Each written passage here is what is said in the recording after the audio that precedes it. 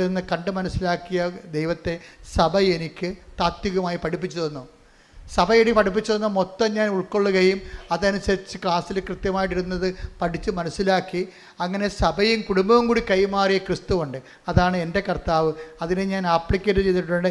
എൻ്റെ ജീവിതത്തിൻ്റെ അഗ്നി പരീക്ഷകളിലൂടെ ക്രിസ്തുവിൻ്റെ കുരിശ് ഞാൻ കയ്യിൽ നിന്ന് കളയാതെ ഞാൻ കുരിശ് ഈ തീ കടൽ നീന്തി കടന്ന ചരിത്രം എനിക്കുണ്ട്.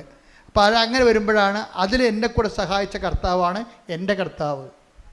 ഇപ്പോൾ സ്പിരിറ്റ് ഓഫ് മേരി എന്ന് പറയത്തില്ല, മറിയത്തിൻ്റെ ആത്മാവ്. മറിയത്തിൽ ഇറങ്ങി വസിച്ച് രക്ഷണകൃത്യം പൂർത്തിയാക്കിയ മറിയത്തിൻ്റെ ദൗത്യം പൂർത്തിയാക്കിയതാണ് മറിയത്തിൻ്റെ ആത്മാവ്.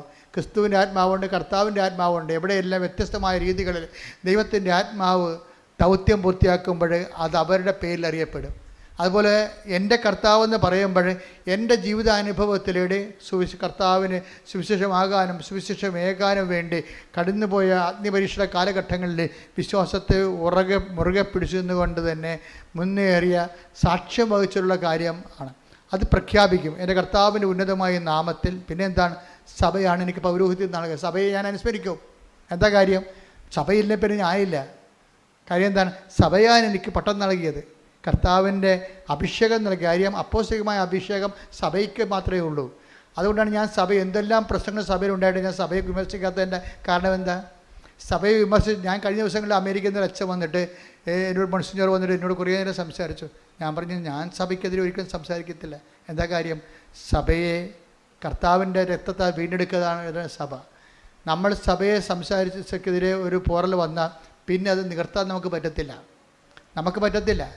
ഗർഭിണികളുടെ ശരീരത്തിൽ കുഞ്ഞുങ്ങളെ, മൂത്ത കുഞ്ഞുങ്ങളൊക്കെ വന്നിട്ട് അമ്മയുടെ വയറിലൊക്കെ, അമ്മേ ഈ വയറ് കുഞ്ഞുവാവ് എപ്പോൾ വരും എന്നൊക്കെ ചോദിച്ചിട്ട് പിള്ളേർ മാന്തത്തില്ലേ. അപ്പോൾ പിള്ളേരെ മാറ്റി നിർത്തും. എന്താ കാര്യം? പിള്ളേരുടെ കായ് നഖം വയറെ കൊണ്ടു കഴിഞ്ഞാൽ പാട് കിടക്കൂടാ.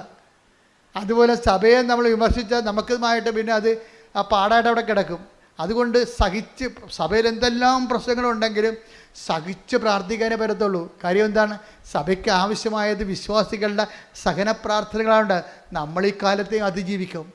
നമ്മൾ ഈ കാലത്തെ അതിജീവിക്കുമ്പോൾ എൻ്റെ മനസ്സിലുള്ളത് സത്യവും നീതിയും പെരുമാറണം. അതിൻ്റെ അകത്ത് രണ്ട് ഭാഗം, ഒരു ഭാഗമായിട്ട് ആരും ഞാൻ തിരിക്കത്തില്ല. ഞാൻ തിരിക്കണേ എന്തുകൊണ്ടെന്ന് കഴിഞ്ഞാൽ എല്ലാവർക്കും നീതി കിട്ടണം, എല്ലാവരും കർത്താവിൻ്റെ കൃപയിലും ദൈവസ്നേഹത്തിലും നിലനിൽക്കണം. അതിനുവേണ്ടി നമ്മൾ സഹിച്ച് പ്രാർത്ഥിക്കും. ശ്രുതിക്കട്ടെ. Hallelujah, hallelujah, hallelujah, hallelujah, hallelujah. മഹത്വം, മഹത്വം. Hallelujah, hallelujah, hallelujah.